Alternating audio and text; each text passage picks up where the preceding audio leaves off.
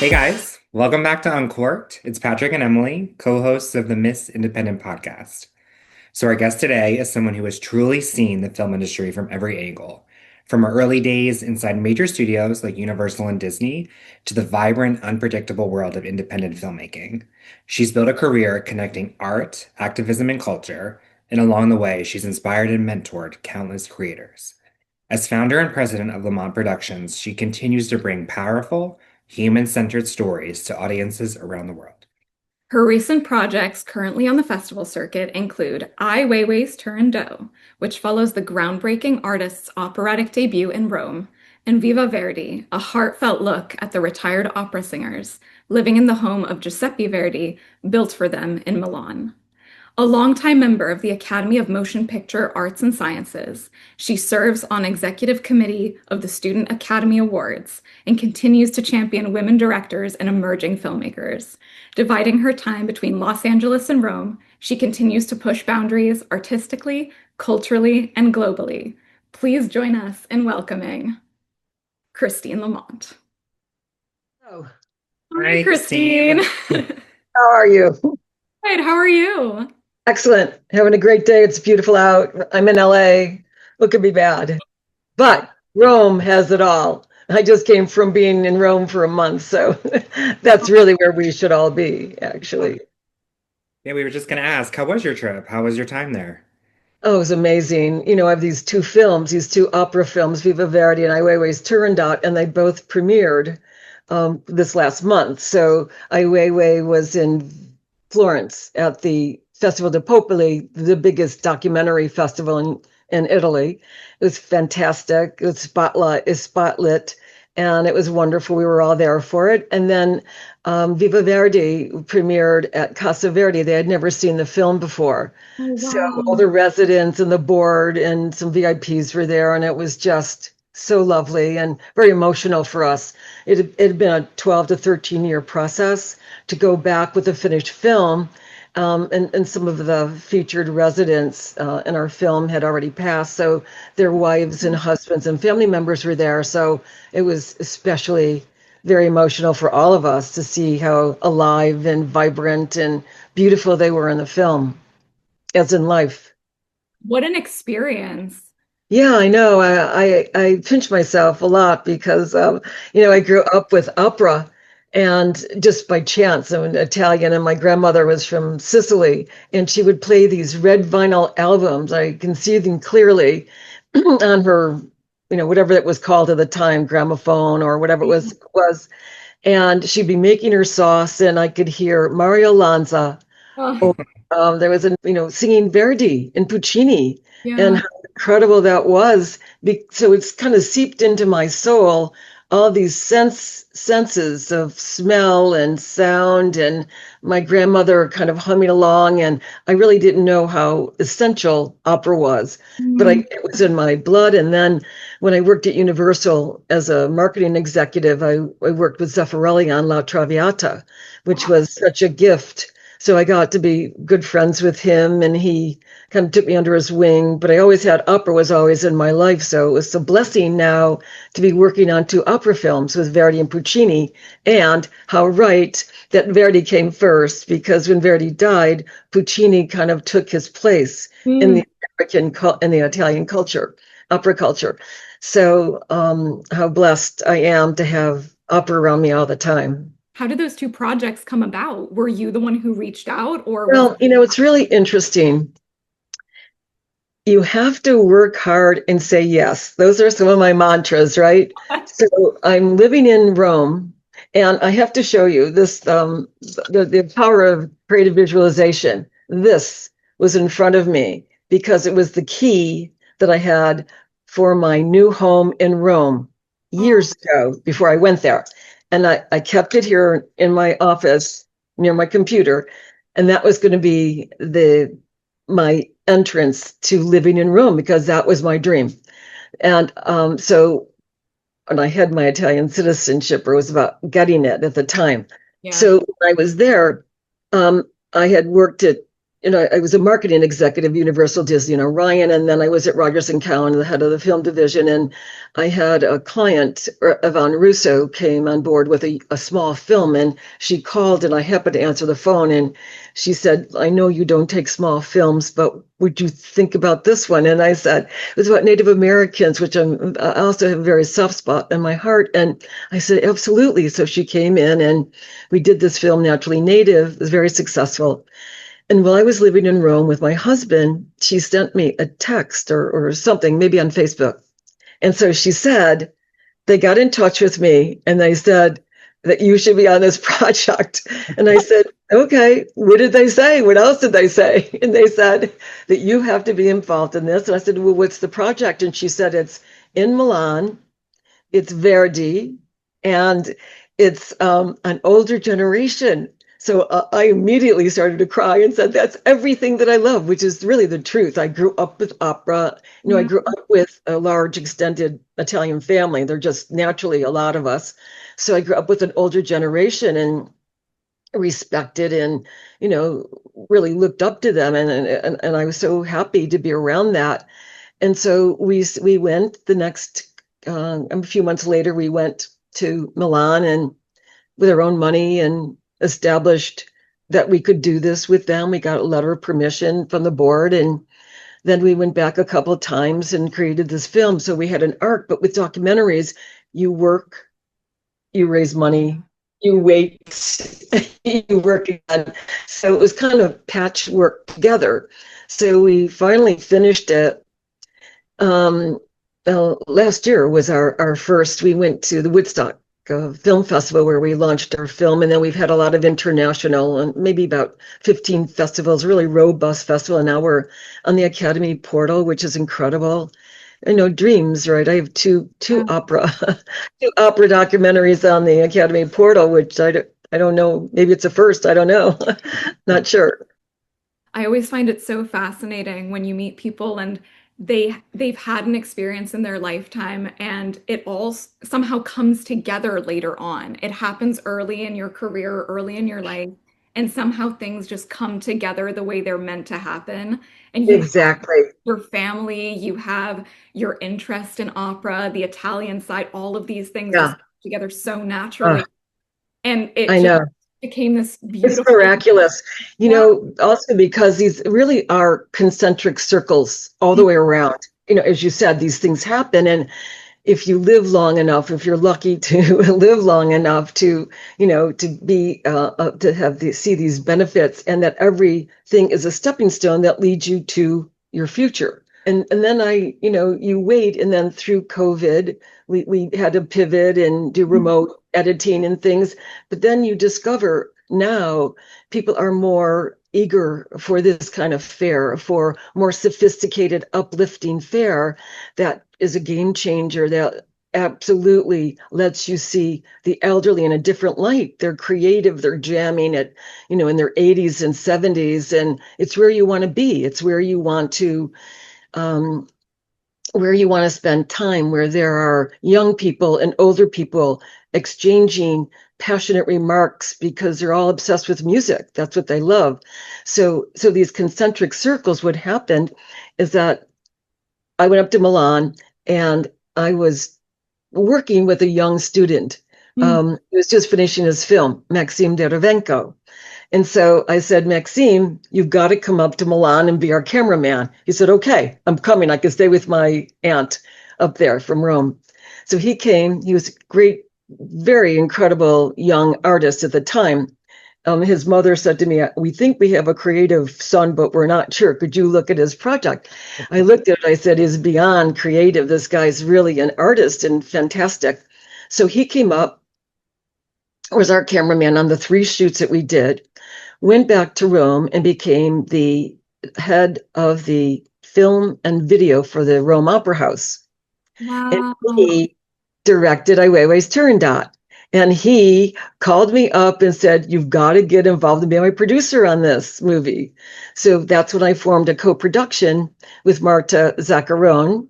And then we did Weiwei's Turandot. But it's interesting also that Weiwei worked with Zeffirelli, and that's how he got involved with Turandot. at the Met when he was, in his 20s and in the 80s, mid 80s, maybe 87, 85.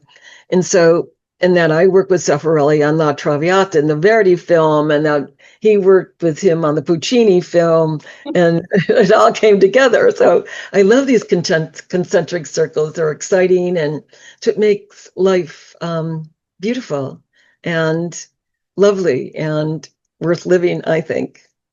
It's great. I think it's so wonderful how you were mentioning the elderly population and just being able to bring people from all walks of life together. I think we can learn so much Exactly.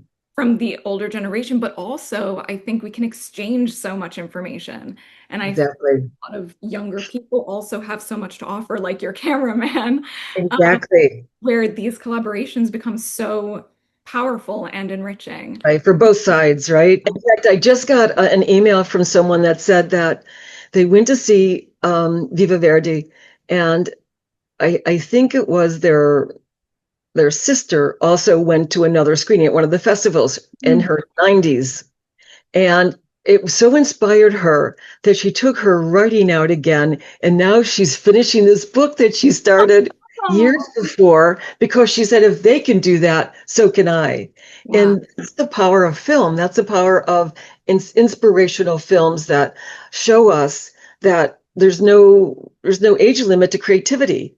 You've had such a rich career in both studio and independent films. What would you say is the biggest difference between the way that stories are told from a studio production, but also from an independent production for you personally? Why the shift? I love both, to be honest with you. I love the corporate world. It excites me because I have a left brain, right brain, pretty balanced, and it excites me. I love business. My husband was a CEO, and that's what turned me on. I love the idea of business and solving problems, and that's why being a producer is kind of like being a CEO of a company, right? And that's my favorite position, because you're like in every play.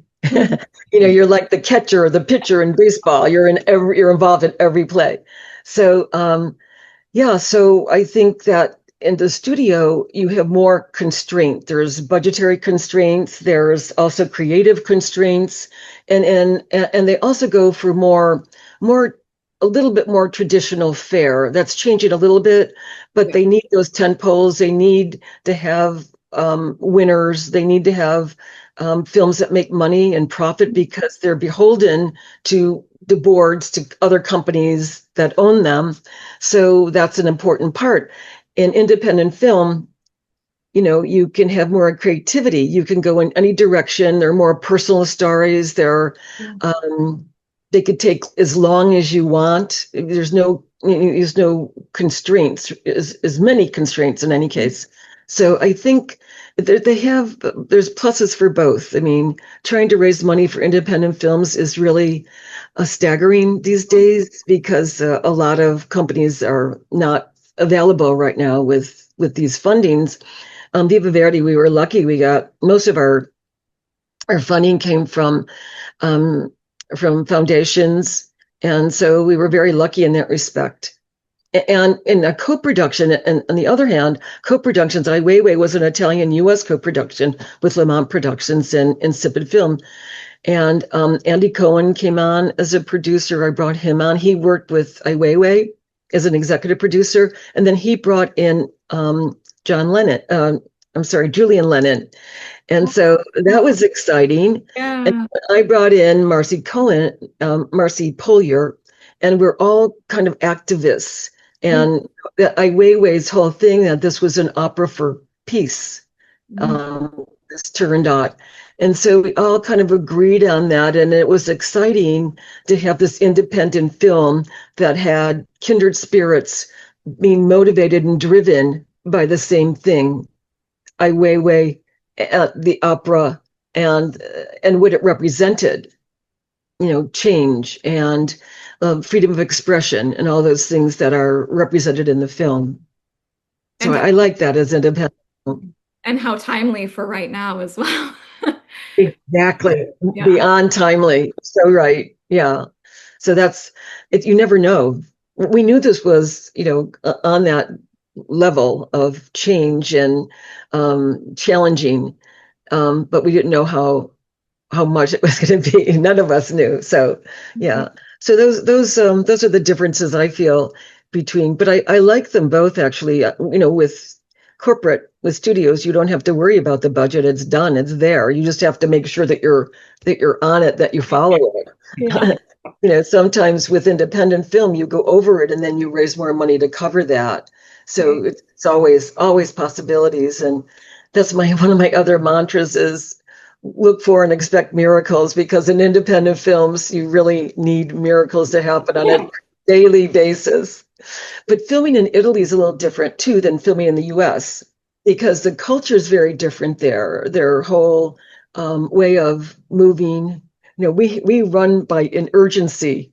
And every once in a while, I'm calling Italy and I'm going, we need this today. And they go, we're off at 6 o'clock. So we're going to have to wait until tomorrow. And I say, no, you don't understand. And they say, no, you don't understand. We have dinner, we're doing this. And so, but we come to an agreement and, we work it out, but very different culturally. They take long lunches, they leave at 6, they come in at 9.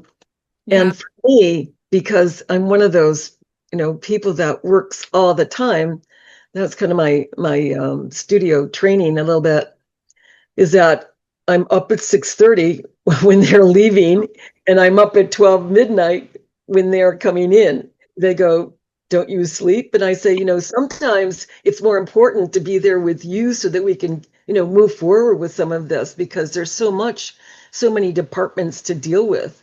It's exciting though. Do you find it challenging with the time difference when you're in LA trying to work with something in Europe? Do you find that a little I challenging? know I don't sleep a lot. I mean, I guess I sleep enough because I work out a couple of times in the morning during the week, and I know I feel healthy and I'm good, but I think I just get excited about manifesting and about making things happen. And if you have a vision about whatever it is, and you can see it coming through, it's exciting to me. So I'm inspired to stay up and make things happen. I take little naps once in a while, but I really didn't have a problem with that. I kind of like that I could actually talk to people all day and night if I want to, because they're there, they're working. So I like it. Just who I am. I'm an Aries, a lot of energy. So yeah. Throughout your career, so with going back and forth and shifting from corporate to indie, was there a moment either on set or during production that you think about all the time, or it's just something that you've never forgotten that has just kept you going today? Well, it's really interesting that you asked that, because one thing happened, but it wasn't on set. I was living in New Zealand with my husband, right? He's the CEO of a company there. And I was working for TV3 New Zealand. They just happened to, I met them and they said, we want you to work. You've got the kind of skills that we need to help launch this TV station.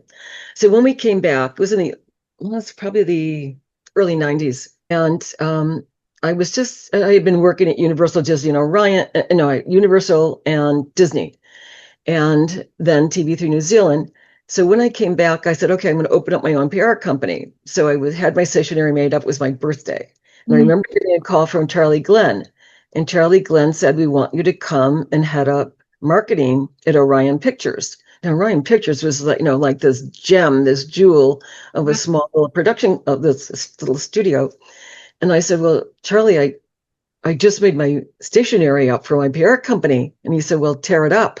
And I said, okay. So I tore it up, and I kept the envelopes, but I tore up the stationery and I went to work for them. And from saying yes is what I'm talking about. One of those mantras where you work really hard, but you say yes when things come to you. I said yes. And those 2 years, I think, were probably my favorite 2 years, working with Arthur Krim, especially. So, and then we had Dances with Wolves and Silence of the Lambs, back-to-back Oscar sweeps, and there were only 7 of us. I mean, those big studios were hundreds of people, and there were 7 of us at Orion, like working day and night, and being driven to. We had these 2 gems, but who knew? 3-hour Western with subtitles and where that was going to go. But I had an idea. I said, you can feel when something is so special and so beautiful and so good that it can reach those heights, and you could just feel it. And I felt that with dances, and silence was a little different. Silence, we opened up on Valentine's Day. I remember just Jonathan Demme was just such a sweetheart and had a quirky sense of humor. And he said, I want this horror story, but it's not a horror story, it's a love story to open on Valentine's Day. We said, okay, let's go for it. And so it was kind of interesting. Yeah, it was fun. What incredible marketing to choose Silence of the Lambs to open on Valentine's. I know, but sometimes it takes a little bit of that kind of counter programming or counter marketing to get people's attention and to make a statement. And there's such a crowded marketplace. I remember when I was at Universal, I think there may have been 27 films one year with our company alone. When the 4 or 5 tent poles are the ones that you concentrated on, but you had all these little gems of little ones. That's when, as Jim Katz started Universal Classics, which then out of Universal Classics grew Orion Classics and then Sony Classics. I just saw Michael Barker Sunday night at the Governor Awards, and we gave each other a big hug as we go back all those years when those companies were just forming those little niche, incredible art films that we love so much that need special attention, special marketing. Wow. Yeah. What a career you've had. And I'm sure that was one of many stories. So. Thank you. I've just been really lucky, honestly. I just remember when I was little, I was obsessed with movies. I really was. I would go to my grandmother's for this Sunday sauce. We would go to Mass, have our sauce with all of my relatives. There were so many of us. And then I would beg anyone to take me to the movies. Anybody. And then I would make them stay to see it twice. I was that obsessed with being immersed in these worlds where there were colors and places and ideas that I couldn't get enough of.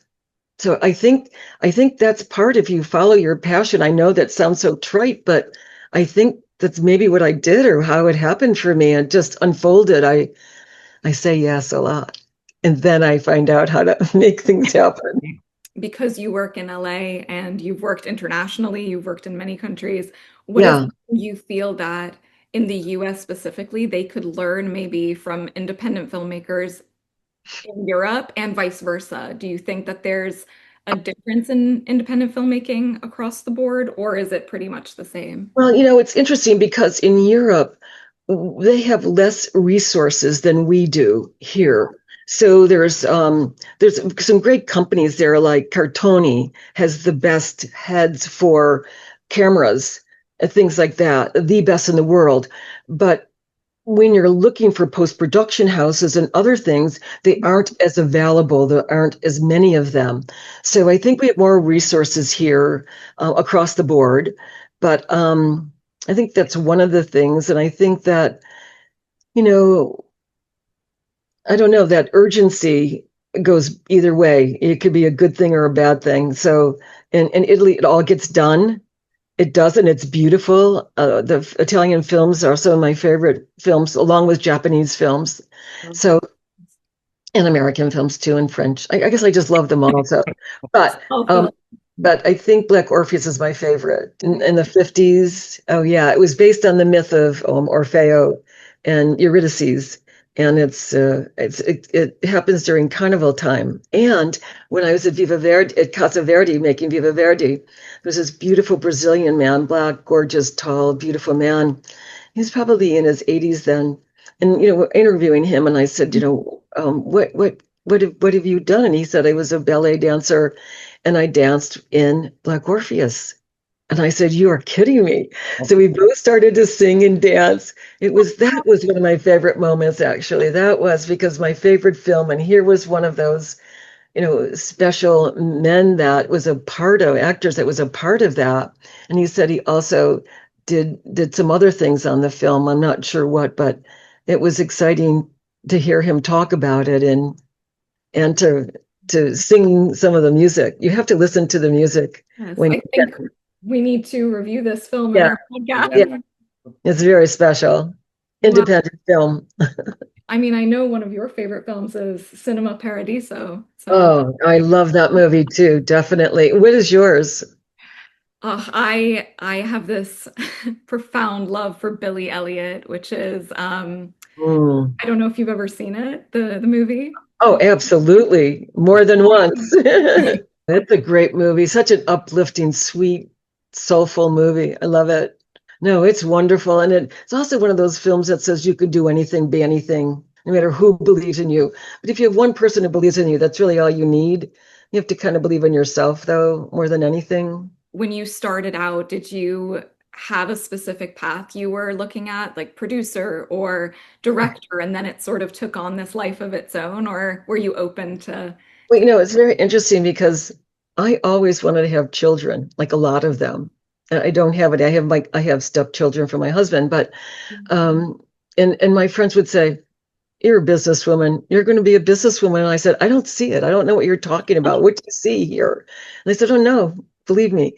And I think it's because I had the ability to make a decision. It Mm. was never wavered. It was never an issue for anything for me. It was like growing up with four brothers. That will do it for you, believe That'll me. do it. Always challenged, and you have to have opinion. You could have an opinion. You have to have an opinion, and that's the same with the studios. But Mm. you have to be able to back it up. So fine, I was able to back it up and own my opinion, and so. But I think that I wanted to direct and produce, and that was important to me because it's your artistic vision that's being manifested and that can help change the world. And I always thought about it as, being able to make a difference, Yeah. change things. So that was always important to me, I think. But it's funny. One of my friends told me recently, "Well, you said you were going to work at the Rome Opera House." And I said, "I don't remember that." And they said, "Oh, yeah, you said that a long time ago, many years ago." So I don't know. I think, you know, you have thoughts about things that come up and you wonder why you have them or Mm. where they're leading you. Who knows what comes first? The thought, the image, the desire, the love of movies. Mm. I'm really happy to be involved in the creative arts. It's really very fulfilling for me, and to be with kindred spirits that are similar. It's just been so rewarding and so wonderful. You believe in manifestation? Is that Oh, something you stand by? absolutely. Me too. This This was my keynote. That's it. This is my other story. So I go to Rome one time with my girlfriends, Mm. and I'm walking down the street Via Margutta, and I'd never been there. I turn the corner and I stop and I say, "I have got to live here. This is where I'm going to live." It was probably, I don't know, 2009, something like that, 2010. Mm. And so I'm walking down the street and I can hardly breathe. There's no cars and it's this cobblestone. I see Fellini's studio there. So he has a studio there. I go, "No, this is like amazing." Then I go a little further and I see this Italian guy with this tall Scandinavian woman. And we started to talk, and I said, "I love this street. I have to live here." So we talked for a while. And I have a picture. I'm going to send it to you after this. You're Yeah. not going to believe this. Okay. So pretty soon the woman says, "Take her up."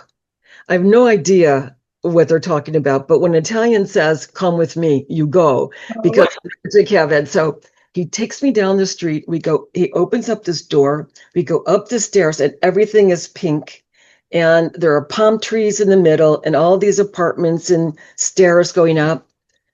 And he disappears. I never see him again. So I can't leave because I'm just obsessed with how beautiful it is here.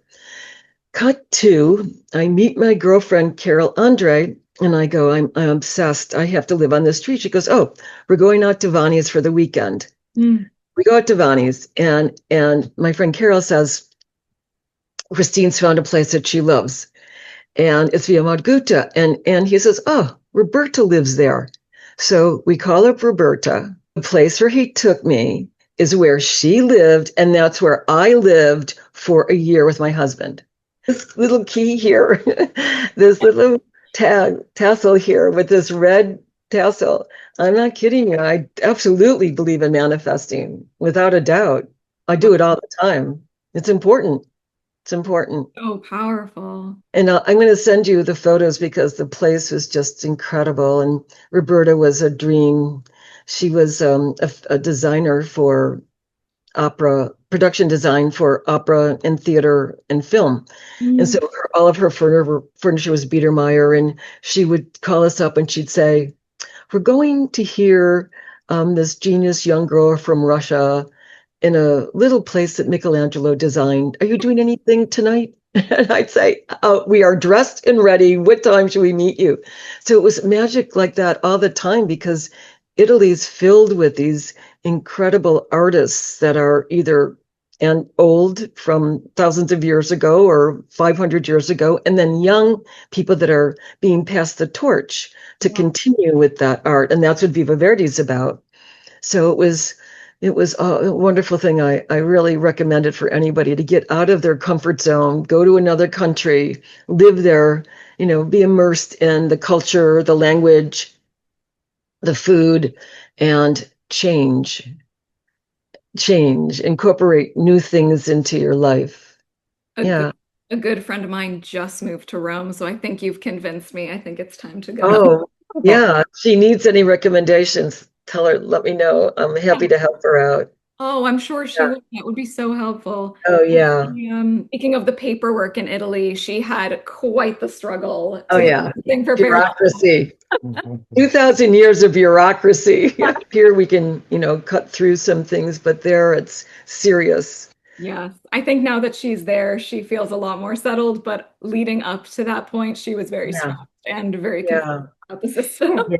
Once you're there, though, you just get, relax and get right into that beautiful Italian way of living where you're surrounded by beauty and the arts and the delicious, incredible food and interesting people that have a little bit more of a wink and a sense of humor in a way. They're so driven and serious here about so many things, which is a good thing in a lot of ways, but in other ways, I guess it's good to have both. Well, my ideal thing is to spend half my time there and half my time in the States. How often are you able to go back there?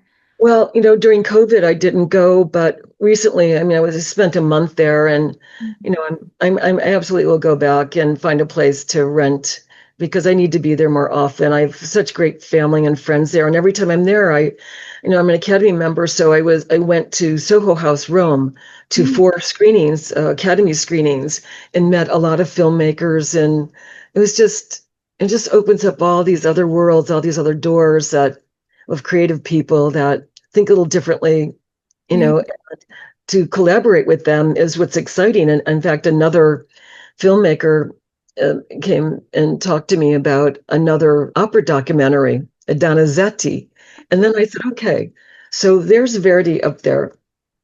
And he says to Puccini, she's doing okay. Mm. Why don't you see if she can get involved in your project?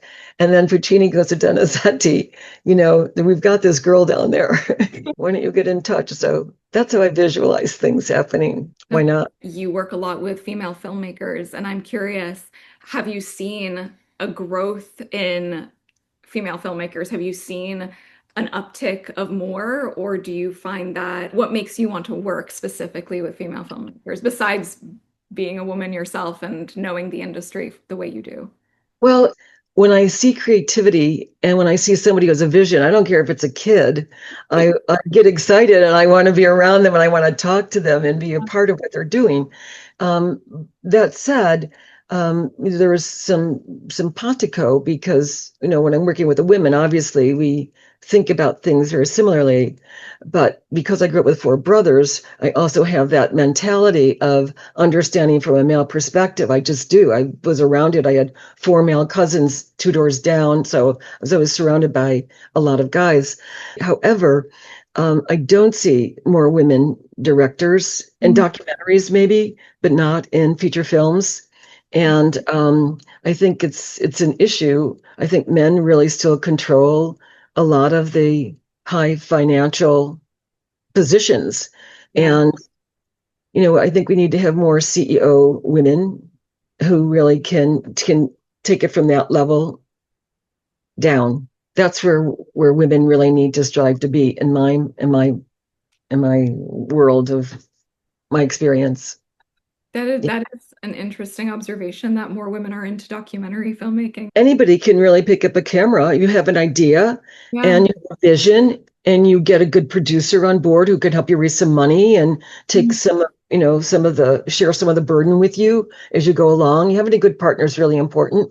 Yeah. Um, and and and in the corporate world, it's mostly men hiring directors. It Mhm. just is. There's some women, but a lot of men who are still hiring and making the green lighting people. So that's why it's important. I belong to a really great organization called Greenlight Women, and they're cameramen, they're and camera women, they're DPs, they're editors, all people, all women that are decision makers and try to help each other. And it's a great organization.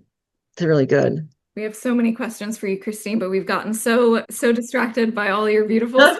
I'm sorry. I didn't mean to go in that direction. It's just, It's you know, wonderful. I love how you're so open to any conversation, to Yes. any creativity. I don't want to speak for everyone, but I feel like when you're surrounded by a lot of successful people, like people will kind of hinder or be afraid. But I love Mm, how you're so open to hearing all creative ideas. And that's what we also love, like the indie industry, is yeah. because you have all these open, different creative stories and stories that need to be told more and put more into the forefront and everything you've described. And the passion in your eyes also, like oh, everything you've talked about in this interview, you can totally see that you love what you're doing. Yes. yeah, I'm so blessed in that respect. You, both of you as well, too. I can see that. It's such an interesting, I love being on the other side as well. It's so interesting, right? To Yeah. question, to be curious, to understand what drives people, what motivates people. And it's so interesting. I love what you both do, and it's great.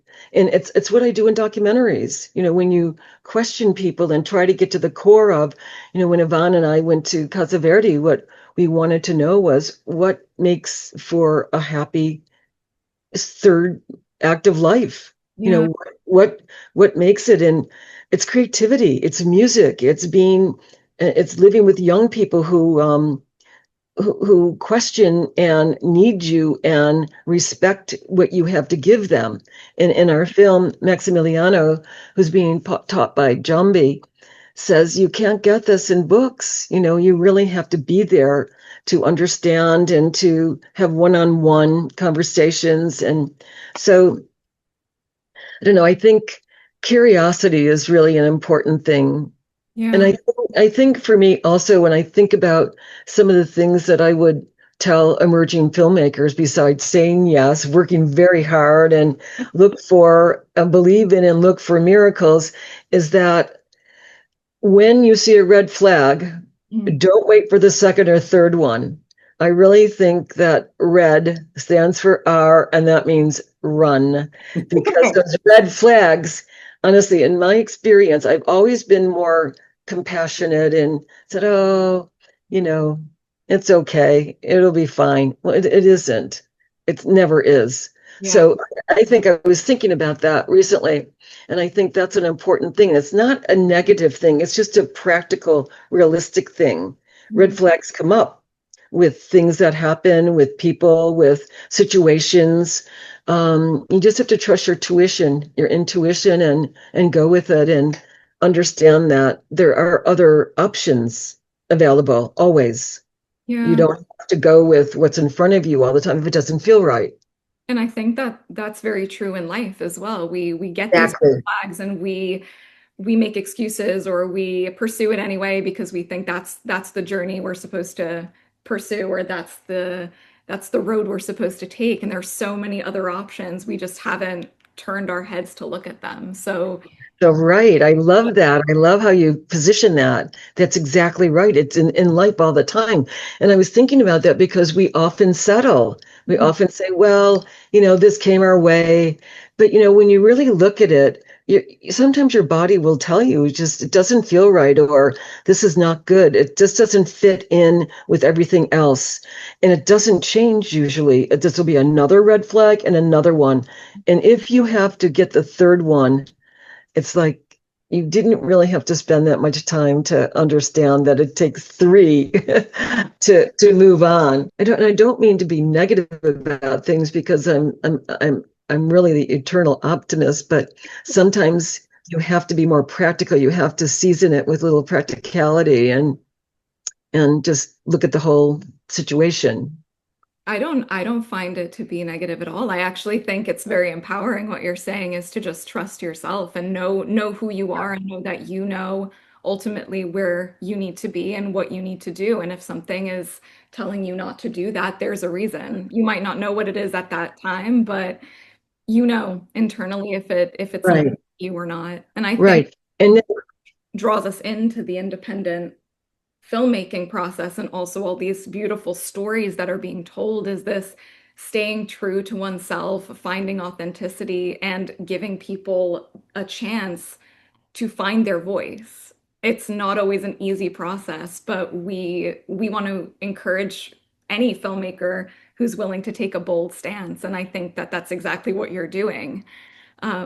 So it's yeah, I so love your attitude on that. Exactly. I agree. These stories, they're so precious, and they don't have to be the big tent poles that the studios are doing. That's why independent film's so important, is that yeah. they can embrace a smaller, more personal approach to things, more Mhm. personal stories, you know. Um, so I think it's important, really important for all of us to understand that. So I just hope that the film industry stays healthy a Yeah. little longer because it's really hard to sustain yourself. That's the other thing is that we really all have to be multi-hyphenates, whether we write and produce and direct and have a side job doing something else. Anyway, we only have we have all this energy in life and we should be extending it and expending it and applying it to different things that we can learn about and treasure and cherish and share with other people. And I think film was one of those things. So I'm happy that I'm able to give my energy in my creativity to film so that it can help expand minds and uplift people up. I think it's so important. And Verdi did it with his music. Yeah. And I talk about this Verdi's and I'm obsessed with it, I know. But I have to talk about it all the time because he wrote the opera was written in 440 Mhm. hertz and he wrote in 432, and it's called Verdi's and it's the amen and it's the om. It's that sound. It's elevated, so it it reaches you on another level. It's supposed to be the universal sound.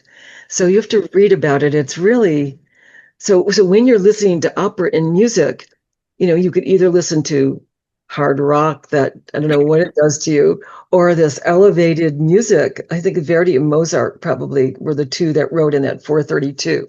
But it's called Verdi's Oh, that's He's like he was an amazing guy. I want to yeah. have him canonized. Yeah, but you can feel when those notes are hit. I do believe that there is this, it resonates in your body differently. Right, And right, that's where the emotion starts to pick up because there's something very internal about it. It feels just very vulnerable. It feels very raw. And right. it's almost like you're living through the notes or you're living through that specific tone. Are you a Cancer? What sign are you? I'm a Scorpio. Or I knew you were water. You had to be water because you feel that emotionally in a Yeah. very big way. Yeah, I I agree with you. I studied acting for years. I was an actor. Started acting when I was 8 and then moved to New York. And honestly, I feel like when COVID hit, I just took a step away. I felt very disconnected from the industry. I wanted to continue in a more independent film type of way, but I just didn't have the funding for it. Um, Yeah. so I ended up working in health and fitness, but we started this podcast together, and I feel like I found my creative outlet through that. So it's been Oh, I think it's great. I think I really encourage you to keep doing it. I love what you're doing. I love your passion and your energy, both of you. But I think you could be my girlfriend very easily or my daughter or something because I love the way you think and your ideas. Really wonderful. Oh, thank you. Now I have to ask because you mentioned this earlier on and now you brought it up again. Are you interested in zodiac astrology and all of that? Of course, yes. So I'm an Aries Cancer, and my husband was a Virgo double Gemini, Mm, and absolutely. And so you're Scorpio and you are, I'm a Cancer. oh, see, nice. So very nice. Cancer and Scorpio is very nice. But in Aries, I think so Scorpio, so I heard that. So fire and water equates to a Scorpio. That's what's Mm, to me. With my Aries and my double water with Cancer equates to a Scorpio. It's a lot of great energy and driven with things. So I love that you're able to manifest a place that you feel comfortable in, where yeah, you can be creative and expose people to the world, to your audience that yeah, you believe in and that you want to know more about and have your audience know more about. That's a gift all the way around. yeah. I think we feel just very passionately about giving people space to be who they are and have a voice of their own because we also feel like we want to do that for ourselves. We also want to Right. be heard, and I think we both have stories, but we also see the beauty in other people's stories, and we want people to share. And that's how we learn. When we were creating the podcast, I think we were very indecisive about how authentic we wanted to be because of media and because of how people come for other people, they attack other people when they disagree, and we didn't know how much of ourselves we wanted to share, but we've realized it's better to just be authentically you and Absolutely. and if Yeah. people don't like it, then their opinion doesn't matter. I totally agree with you. And I think that fearlessness is what drives us, and it should be a driver. Being fearless about who we are. It's okay. Yeah, Being authentic is more important than anything else. yeah, And that wins the day for me. Whether it's having new friends and exchanging authentic lives and relationships, but it's so important. You never have to worry about anything anything. because you're just your authentic self, and that's enough. Yeah.